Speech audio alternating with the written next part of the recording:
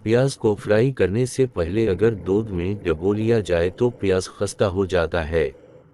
Cake में ईंधों की बू दूर करने के लिए अगर उसके आमीज़े में एक बड़ा चम्मच शहद का डाल दिया जाए तो ईंधों की बूंदें आती। भंडियों को खस्ता करने के लिए पकाते वक्त उसमें चंद कतरे नींबू का रस डाल दें या फिर एक चम्मच दही डाल दें। सबनरियों को तलने के बाद अगर उनमें तेल ज़्यादा हो जाए तो थोड़ा सा बेसन डालने से तेल खुश्क हो जाता है। अगर किसी कपड़े पर घी का दाग पड़ जाए तो उस हिस्से पर नींबू और नमक लगाकर मेलें और साबुन से धो लें। अगर चांदी का सीट काला पड़ जाए तो उस पर टूथपेस्ट लगाकर रगड़ने से उसका रंग निखर जाएगा।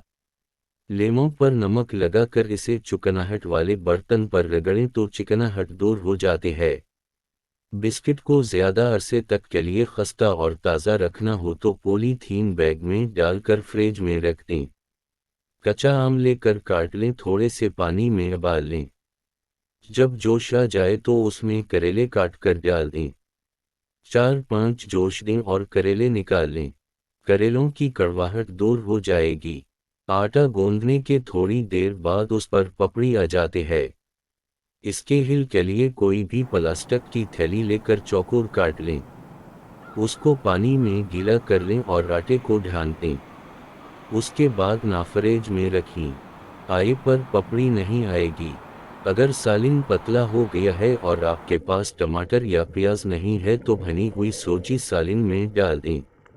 उससे सालन गाढ़ा हो जाएगा और जायका भी अच्छा होगा।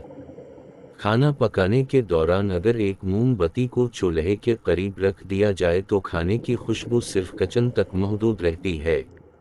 करेले को लंबाई के रुख काटने से उनकी कड़वाहट बहुत कम हो जाती है। उन्हें लंबाई में काटकर नमक लगा के 1 घंटे के लिए रख दें, फिर धो लें।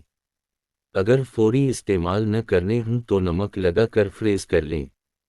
धोने के बाद खूब मिलकर पकाएं।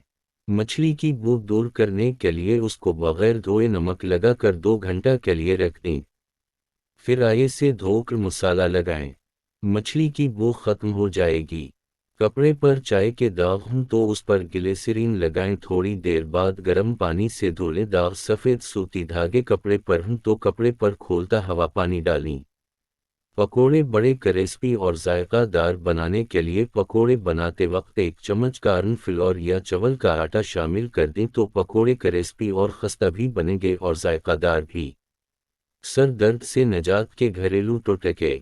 सर दर्द से निजात के लिए 7 इर्द काली मिर्चें तवे पर गर्म कर लें, फिर उसके करीब जाकर गहरी सांसें लें। सर दर्द फौरा ठीक हो जाएगा। सर दर्द से निजात के लिए एक नुस्खा ये भी है कि नमक की 1 चुटकी जुबान पर रख लें और 10 मिनट बाद 1 गिलास ठंडा पानी पी लें। सर दर्द फौरा ख़त्म हो जाएगा। हाई ब्लड प्रेशर के मरीज़ ये नुस्खा इस्तेमाल न करें। गोश्त खाते रहें। पेट कम करने के लिए मुकम्मल सबनरी खुर बनना दरअसल नहीं कि उनके गोश्त में मौजूद कुछ अहम अज्जा का मुतबादिल भी गोश्त ही है। मुर्गी और मछली का इस्तेमाल ज़्यादा मुनासिब रहेगा। नहार में लहसुन का इस्तेमाल। लहसुन का 1 या 2 जो खाना बहुत मुफीद होता है। अगर लहसुन का जो छील कर इसे चमचे से पेस्ट कर खाया जाए और साथ ही उस पर नींबू का पानी पी लिया जाए तो एक जानिब तो खून की रवानी बेहतर होती है और दूसरी जानिब पेट की चर्बी कम करने में मदद मिलती है। पानी का ज़्यादा इस्तेमाल।